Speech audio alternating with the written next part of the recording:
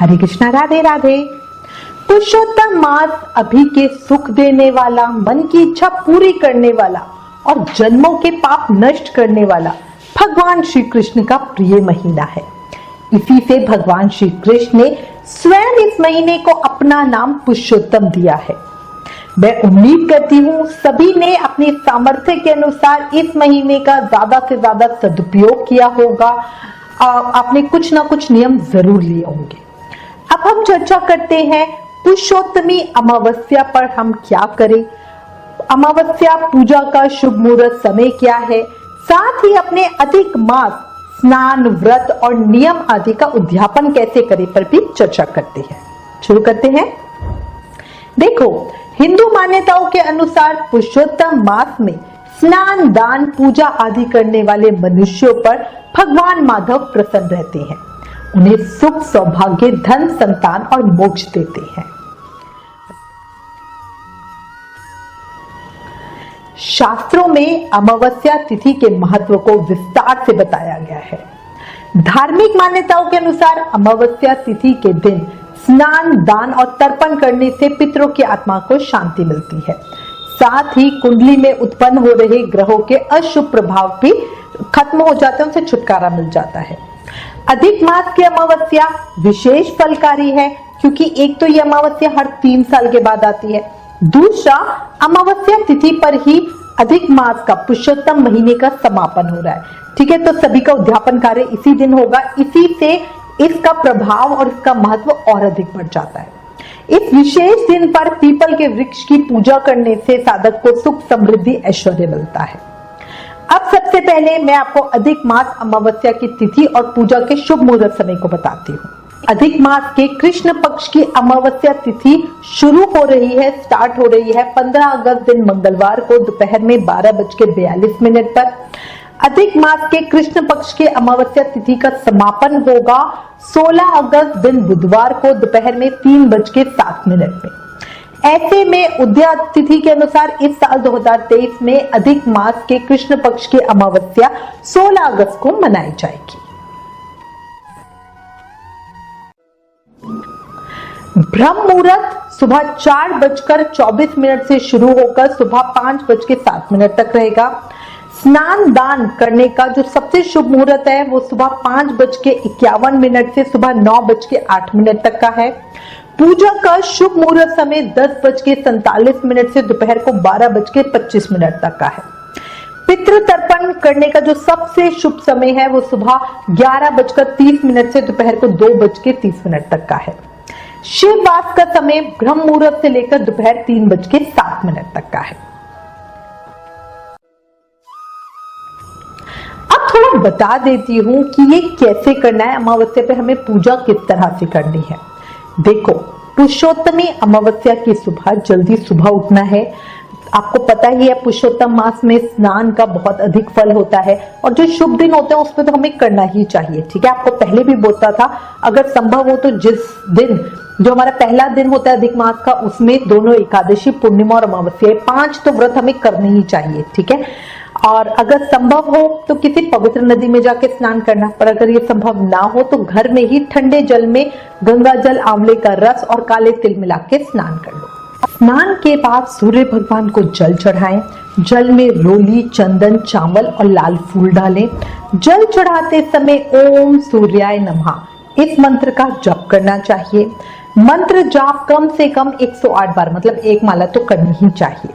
फिर भगवान विष्णु और माता लक्ष्मी की पूजा करें। अपने सेवित शिव विग्रह का पूजन करें। दक्षिणावर्ती शंख में केसर मिलाकर दूध भरे और भगवान विष्णु और मां लक्ष्मी का अभिषेक करें। पूजा में धूप, दीप, नैवेद्य, मिठाई, फल, फूल, पान, सुपारी भी जरूर अर्पित करें। भगवान शिव के साथ माता पार्वती का पूजन भी जरूर करें। अनेक तरह के अन्न, वस्त्र, घी, गुड़ और गेहूं के बनाए हुए 33 पुओं को पात्र में रखकर फल, मिष्ठान, वस्त्र और दक्षिणा सहित ब्राह्मण को दान करना चाहिए। ये वाला दान सबको ही करना चाहिए, चाहे आपने कोई पुरुषोत्तम महीने का नियम लिया हो या ना लिया हो। दान कैसे करना है, कब करना है, किस तरह से करना है, इसकी पूरी जानकारी एक अलग वीडियो में दी है। उस वीडियो का लिंक नीचे डिस्क्रिप्शन में दिया है। संभव हो तो घर में हवन कराएं, बहुत अच्छा होता है। पितरों के निमित्त श्राद्ध और तर्पण करें। अमावस्या की जो तिथि होती है वो मुख्यतः पितरों को ही समर्पित होती है, तो इसीलिए अमावस्या पर पितरों के निमित्त श्राद्ध और तर्पण करना बहुत जरूरी होता है। ब्राह्मणों को भोजन कराएं, दान दक्षिणा दें। इसके साथ ही पीपल के वृक्ष के नीचे सुबह और शाम को दीपक प्रज्वलित करना भूलना नहीं।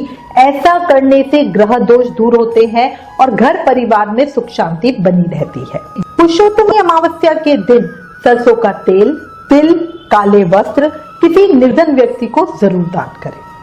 पुरुषोत्तमी अमावस्या के दिन धन, समृद्धि और सौभाग्य के लिए तुलसी की भी विशेष पूजा की जाती है।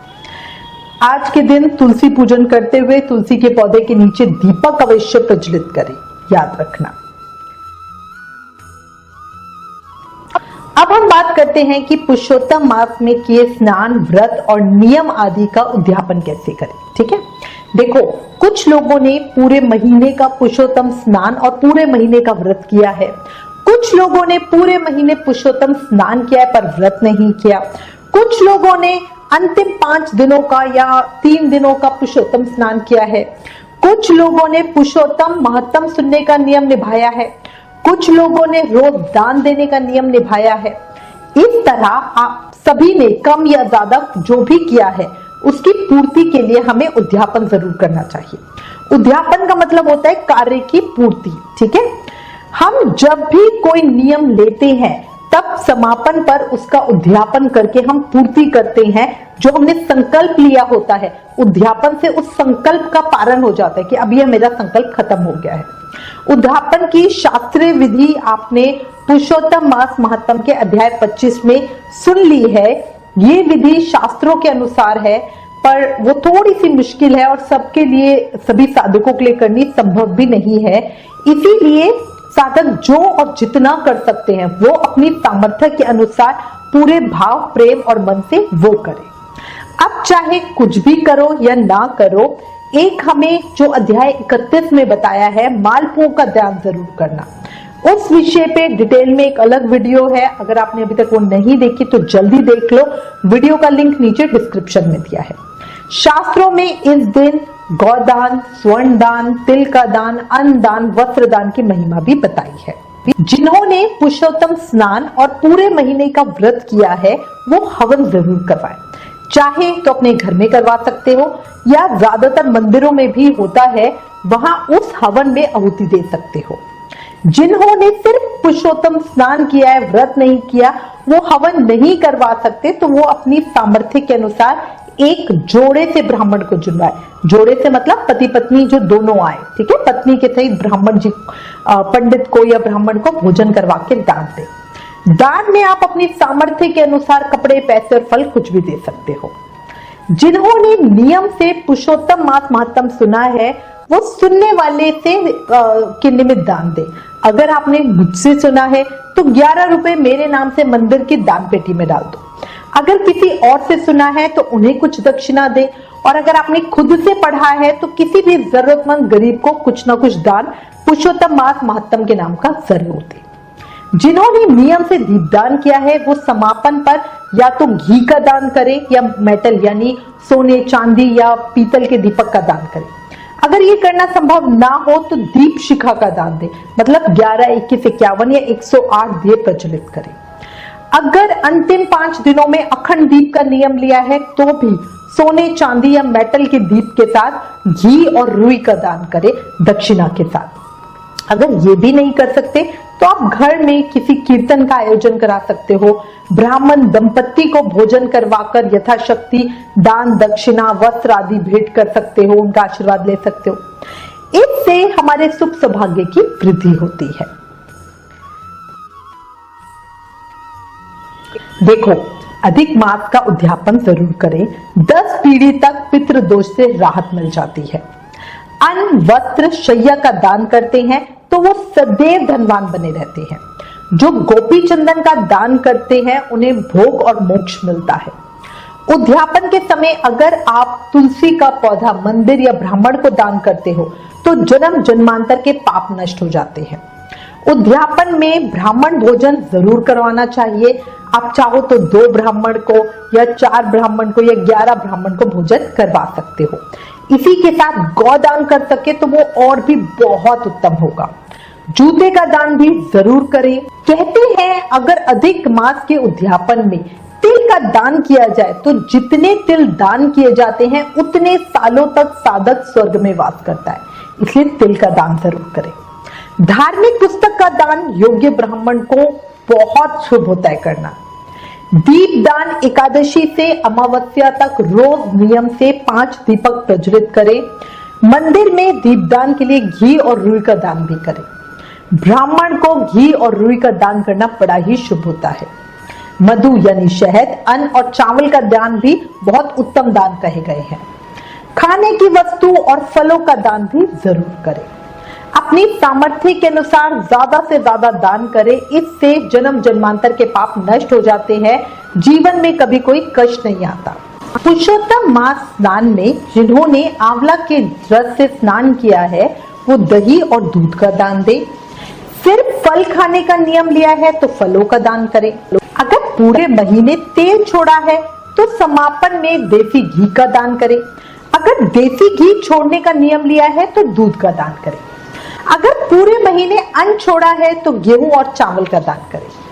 अगर पृथ्वी में शयन का नियम लिया है तो रुई भरे हुए गद्दे, तकिया और चादर सहित शैया का दान करें। जो ऐसा करता है वो मनुष्य भगवान को प्रिय होता है। जो मनुष्य पत्तल में भोजन करता है वो ब्राह्मणों को भोजन कराए, देसी घी और शक्कर का दान करे। पुरुषोत्तम मास में मौन व्रत का पालन करने वाला व्यक्ति स्वर्ण सहित 1 घंटा और तिल दान करके ब्राह्मण दंपति को उत्तम भोजन कराए। बाल नखून न बनवाने का नियम रखने वाला व्यक्ति दर्पण दान दे और जूता छोड़ने वाला जूतों का दान करे। नमक का त्याग करने वाला बहुत तरह के रस वाले पदार्थों का दान करे। हमारे पास भक्त अलग अलग तरह के प्रश्न पूछ रहे हैं। एक भक्त ने पूछा कि पुरुषोत्तम मास का मैंने स्नान नहीं किया पर नियम से पुरुषोत्तम मास का महत्व सुना है और दान दिया है, तो क्या उसका फल मुझे मिलेगा? देखो, बिल्कुल मिलेगा, बिल्कुल मिलेगा। पुरुषोत्तम मास में किए किसी भी शुभ कर्म का फल हमें मिलता ही मिलता है और बहुत अच्छा मिलता है। शास्त्रों में वर्णित है कि अगर कोई साधक अनजाने में भी पुरुषोत्तम मास में दान करता है, स्नान करता है या तो उसका भी उसे बहुत फल मिलता है। आप तो भगवान के प्रेम के लिए दान कर रहे हो, पुरुषोत्तम मास का महत्व सुन रहे हो, तो आपको तो उत्तम फल मिलेगा ही मिलेगा। आपको सजेस्ट करूंगी अगर पॉसिबल हो तो कम से कम एक दिन तो घर से बाहर ब्रह्म मुहूर्त में किसी पवित्र नदी में स्नान जरूर कर लो, महाफलकारी होगा।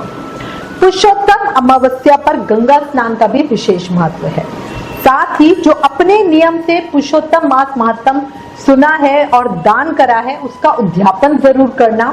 पुरुषोत्तम मास महत्व सुनने के नाम से कुछ पैसे देना और दान नियम के उद्यापन के लिए आप कुछ बड़ा दान करना, ठीक है।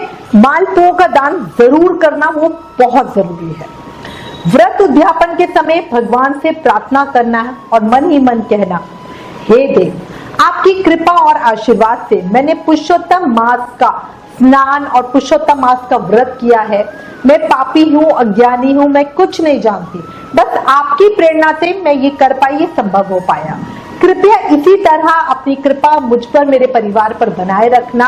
अज्ञान के कारण इस स्नान व्रत में जो भी मैंने गलती की हो उसे क्षमा करना। व्रत स्नान का मुझको यथोक्त फल देना।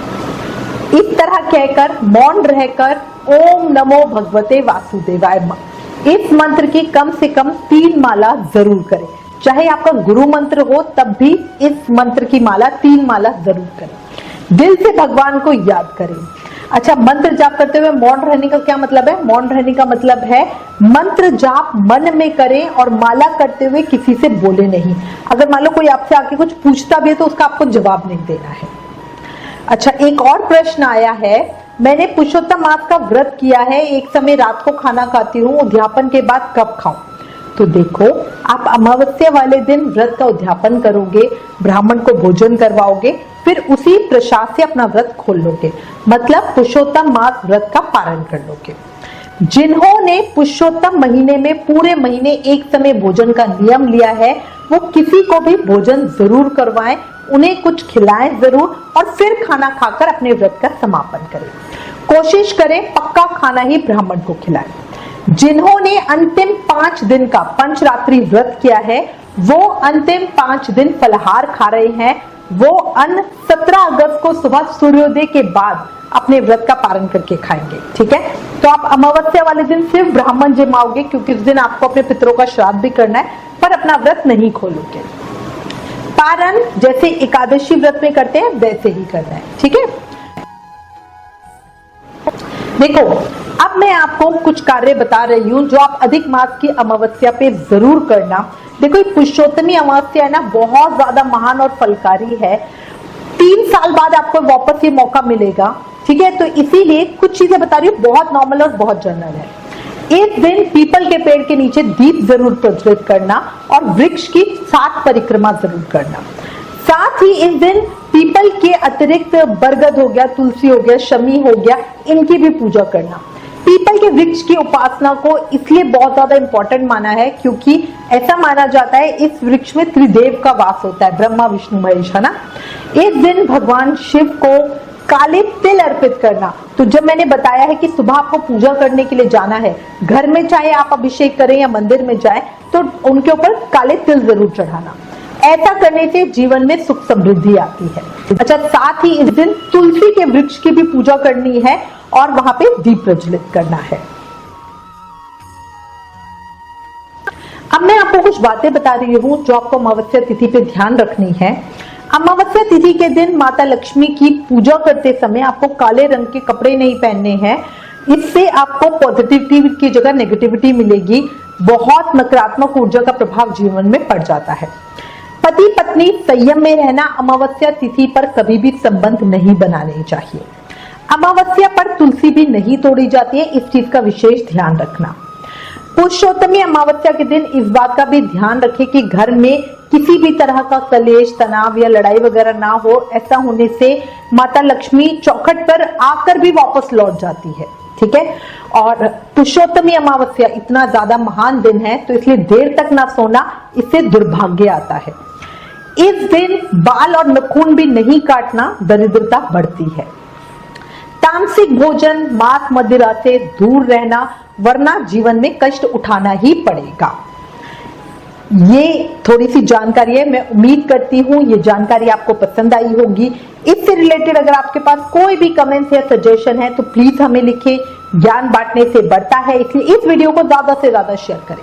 आप हमें फेसबुक और इंस्टाग्राम पे भी जरूर फॉलो करें। आने वाले 30 त्योहारों की जानकारी अपने फोन पर पाने के लिए अमावस्या लिखकर आप हमें 9821025751 पर व्हाट्सएप मैसेज करें। Please like, share and subscribe. Thank you. Hare Krishna.